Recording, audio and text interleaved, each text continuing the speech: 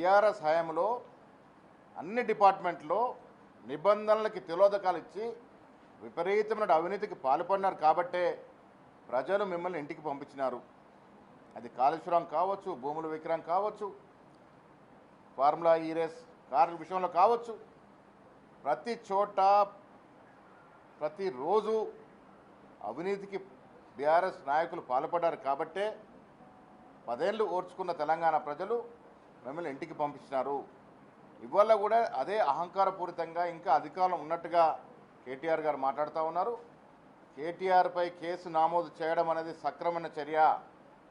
BRS లాగా కక్షపూరితంగా Congress party పోవట్లేదు. అన్ని నిబంధనల ప్రకారమే జరుగుతూ ఉన్నాయి.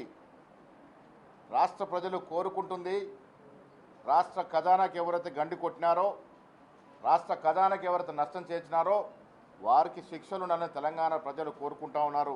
ఆ కోరికలో భాగంగానే కాంగ్రెస్ పార్టీని అధికారం తీసుకొచ్చినారు. ఆ ప్రజలు ఏదైతే కోరుకుంటా ఉన్నారో, ఈ రాష్ట్రంలో 10 ఏళ్ళు ఏ రకంగా అయితే అవినీతి జరిగిందో, దోపిడీకి గురైందో వీటన్నిటికి కూడా రాబట్టాల్సిన అవసరం ఉన్నది. తప్పులు చేసిన వారు శిక్షించబడతారు, శిక్ష నుంచి తప్పుకోలేరు. న్యాయంగా న్యాయపరంగా ఎవరికి ఏ శిక్ష పడాలో ఆ శిక్ష పడుద్ది.